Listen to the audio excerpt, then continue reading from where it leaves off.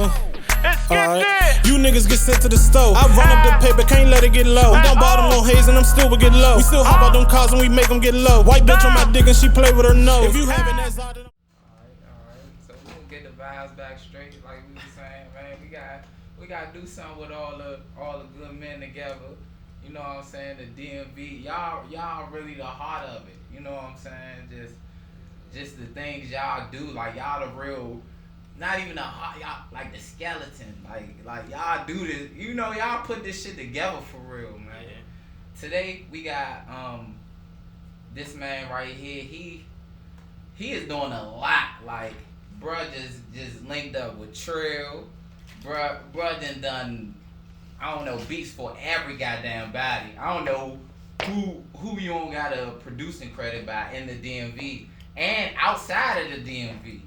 You know what I'm saying? Like you really doing your thing, bruh. We got. I appreciate it. Yeah, for sure, man. We got Kid 202 here today, and this is gonna be a juicy interview today. So we gonna get straight into it, man. So like, what part of the DMV did you grow up in? Southeast. Okay. Right there by 4th Street, Chesapeake, all that shit. Okay. So close to the Eastover side. Oh, okay. So the Maryland. Nah, it was south. Nah, I know it's southeast, yeah, but then right, but and I wanted to talk about that with folks, cause that side right there is crazy. Like I say, that's still southeast. Like that Eastover and all that. That's the whole time people don't know that's really Maryland. Yeah. But that's like southeast for real. Like, real life. I ain't know it was Maryland until I got to a certain age. Niggas told me. Yeah. See, I was probably like middle school, somewhere in middle school. I found that shit out. Right. So like, just describe like the environment. Like, what was it like growing up there? Shit was cool. You know, I ain't really getting into much when I was little. I was a regular kid. You hear me? Going outside, playing with the other little kids around. You know, I was cool and middle school, hit the basketball team. I was fucking with the middle school niggas. Shit was regular for real.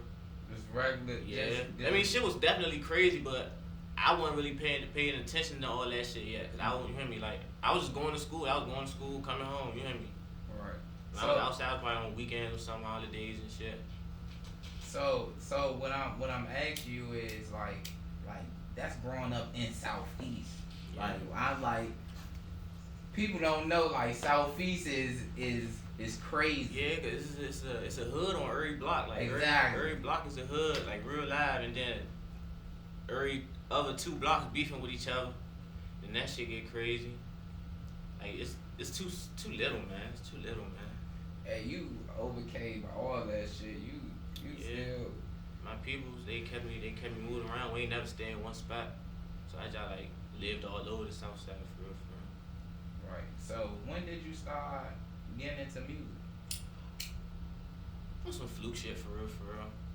I mean, everybody like music, but I got into it on some fluke shit. Like, I was just on some little bullshit in the house. I real Googled how was beats made. Like, how do people real make beats? Like, I don't know what made me think of it. I just real Googled it. And the application Fruity Loops came up. I downloaded that. I'm messing with it and all that. I was remaking beats and all that. And then around like 11th grade, I ended up joining the marching band. My peoples made me join the marching band after I stopped playing basketball. So I wasn't doing shit in school no more. So they made me join the marching band. I was playing the drums and shit. Oh, okay. So the music shit was a fluke shit for real. So like, what you play, like the snare? Yeah, all that shit. All that shit? Yeah. Okay. I touched everything but the cymbals. What's wrong with the cymbals? Ain't nothing wrong. I just never had to use them. We just always had cymbal players. That was, you hear me? Yeah, man. Real drums. They be talking crazy about the cymbal players. Nah, cymbals be needed. When you don't got them, your band sound so hot. Yeah, nah, for real. You don't got no cymbals, your band gonna sound so hot. So you was in a band in high school. In high school? Yeah. Okay. So high school you in a band, boom. So as you in a band, like, are you thinking like, shit, I should do beats? Nah, I was in the background, still fucking with it on the computer, just on some downtime, not really doing nothing with it. I was making beats, bouncing, just listen to them in my headphones because they was cranking. Right. So, but I really wasn't doing nothing with them. Like, it was just a downtime. So, alright. You doing that. So, alright. When you start taking it serious? When I started meeting rappers, like, yeah, I started meeting rappers. I sold my first beat. I realized I needed better stuff. I was still using the stuff I had since like 2012. It was 2017, you remember? So I needed better stuff. So I made an Instagram, started fishing on the ground, and then I found producers, and they led me to rappers. And so I was like, all right, I'm gonna start really doing it. And it's just, that's how it went. So, all right, we got rewind. We got rewind because we skipped from 2012 all the way to 2017. Yeah. And I want to talk about that rise. Mm-hmm. Like, damn. Like, all right, you sold your first beat. Mm-hmm. How did that happen? Like, when did that? That was after I graduated high school, my first semester of college. I was in Florida. I was in there, you know. I ain't know nobody, so I was in my room. I was just making beats, just to do something.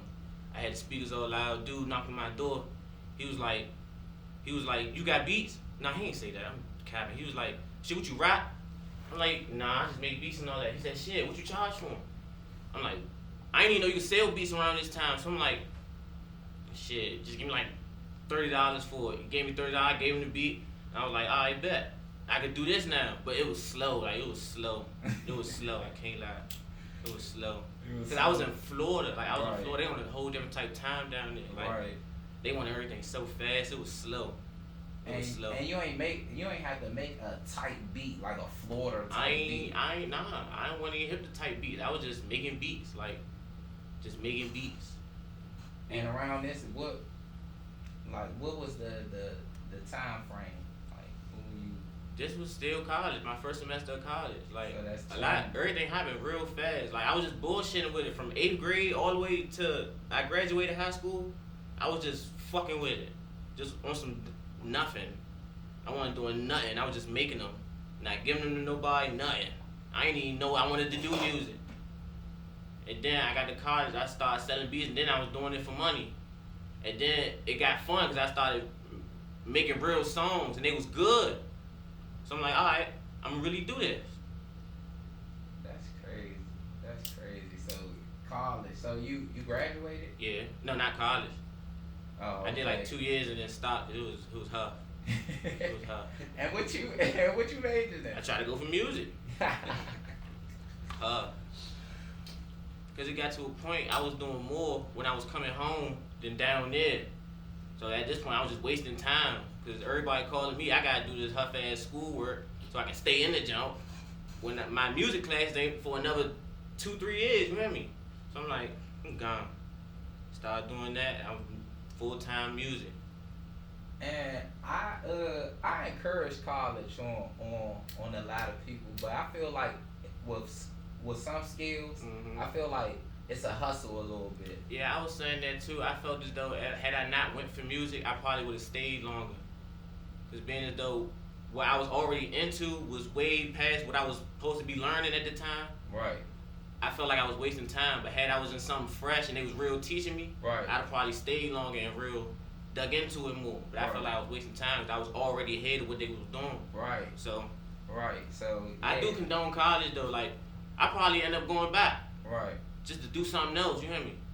Right. Yeah. So and that was my point. Like for some things, like if you really good and you just got experience, some stuff you can kind of find your way. You can save yourself some money. Yeah, you know what I'm saying? Yeah, you can save yourself some money. So well, I ain't spend a dime for school though. Okay, so what you got? You got a scholarship? Well, I had a scholarship. That's dope, bro. Yeah, they did motherfucking channels. I forgot what news station came to Ballou, and they was doing a whole bunch of little. My high school was wild. I can't lie. My high school, my 12th grade year was wild because they say everybody got into college, right? Everybody got accepted into college, 100% of the 2017 class, right? Right. So of course the news was gonna do stories on it because it was buzzing around the city. Right. But the news started doing it a little bit too much, little investigating. Ballou went down there, yeah.